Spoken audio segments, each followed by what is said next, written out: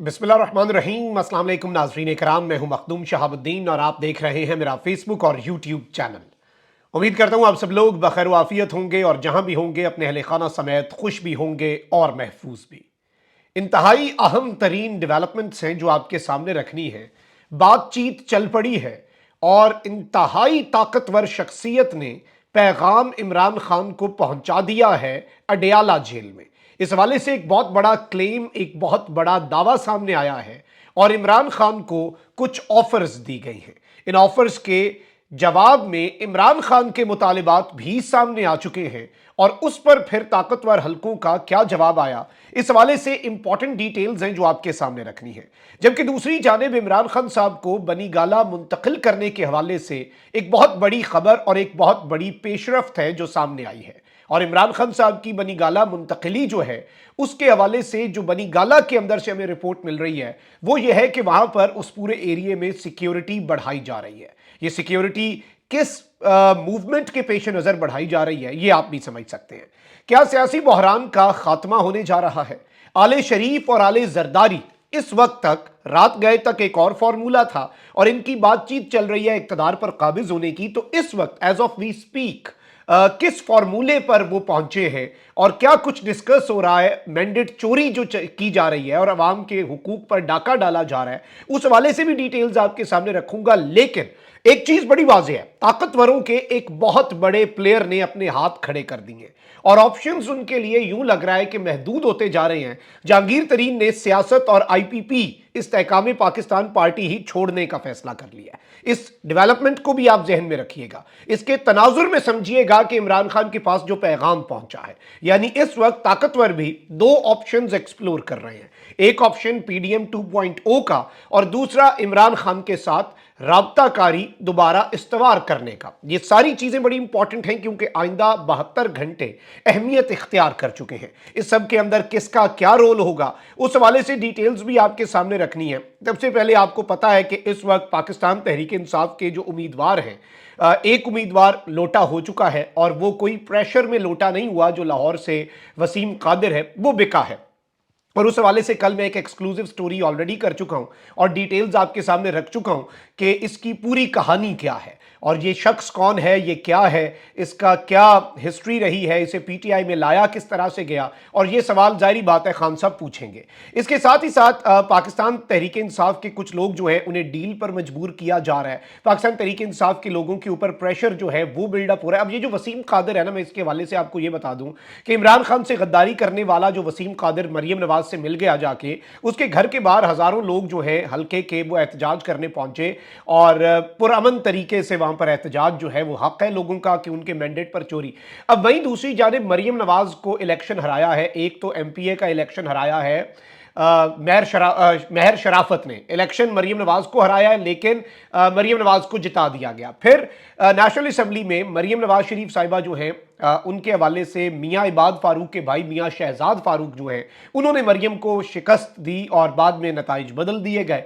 अब मियाँ शहजाद फारूक अपनी सीट के लिए बेसिकली एहतजाज कर रहे थे जो आरओ ऑफिस के सामने, वहां से उन्हें अरेस्ट कर लिया गया और रात गए ये भी खबर आई है और ये मियाँ इबाद फारूक के ऑफिशियल ट्विटर हैंडल से आई है, उनकी अपनी फैमिली की तरफ से आई है कि मरियम नवाज मियाँ शहजाद फारूक से खुद मिलने थाना गढ़ी शाहू पहुंची और उन्हें नामालूम मकाम मुंतकिल किया गया है और डील के लिए थाने मरियम नवाज खुद पहुंची है कि ये जो तुम मेरी सीट जिताई गई है इसके मुकाबले में तुम क्लेम ना करो, अब इस बात को भूल जाओ और बस लीगल बैटल ना लड़ो, क्योंकि इन्हें पता है कि किस तरह से इन्हें जिताया गया है और ये इनकी जो विक्ट्री है जो कि इन्हें प्लेट में रख के दी गई, अवाम के मैंडेट पर डाका डाल के दी गई, वो विक्ट्री इनकी ज्यादा अरसे तक, ज्यादा देर तक चलने वाली नहीं है।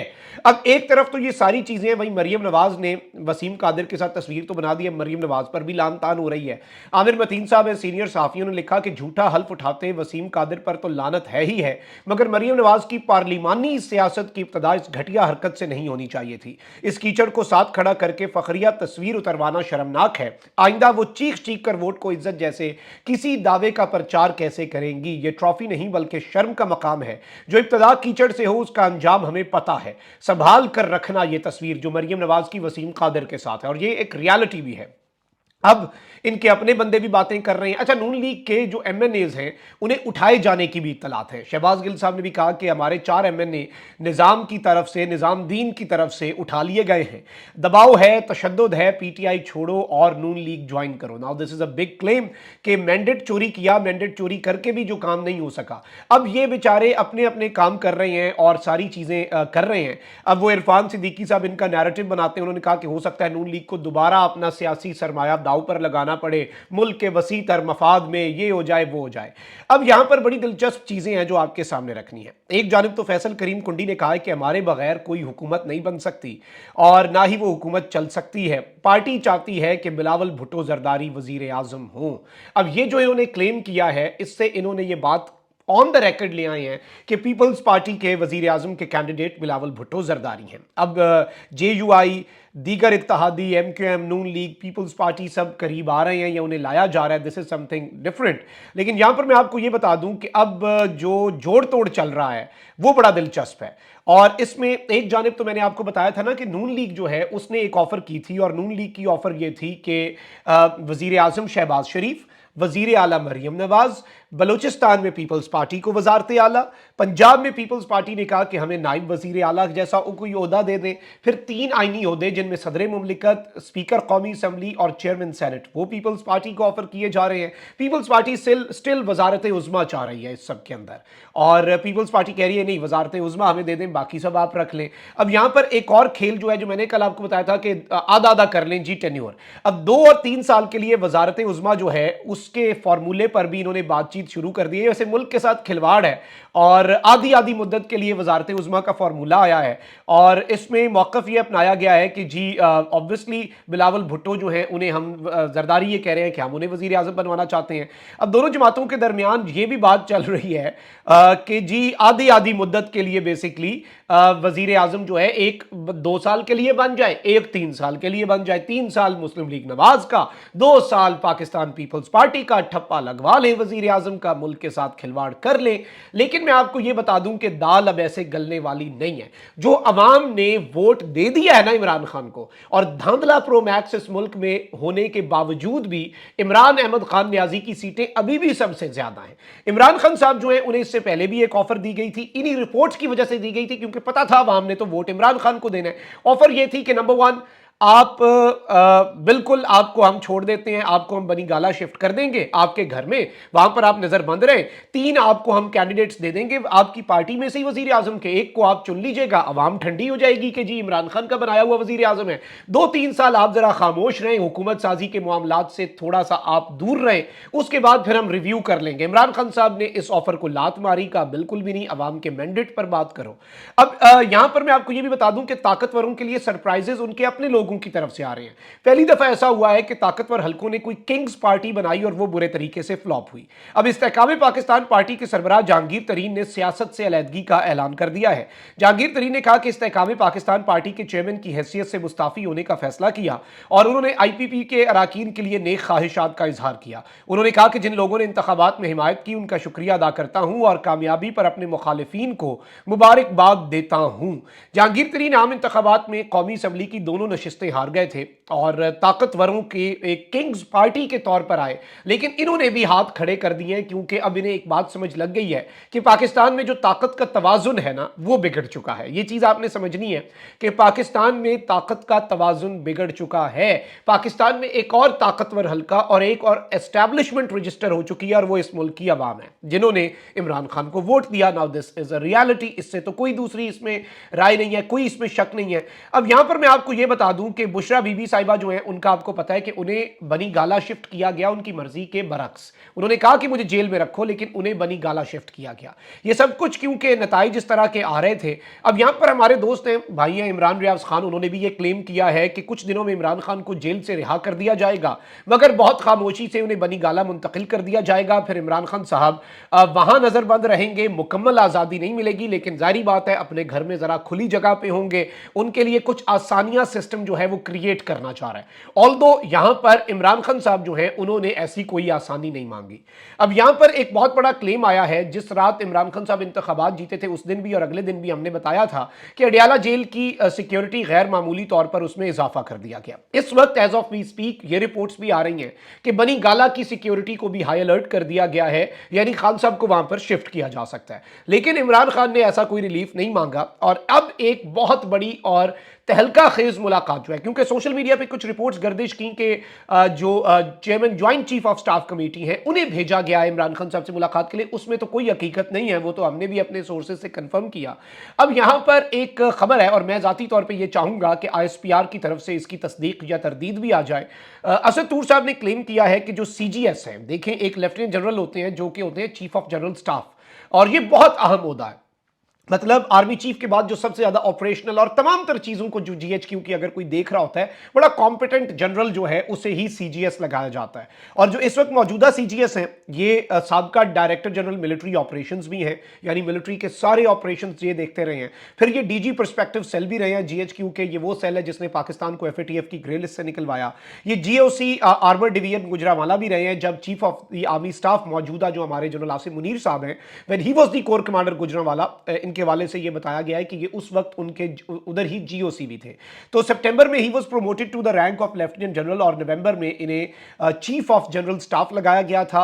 अब इनके हवाले से ये क्लेम आ रहा है, अब I am not still sure क्योंकि मैंने बता दिया किसका क्लेम है, and I am expecting clarification from the inter services public relations on this matter.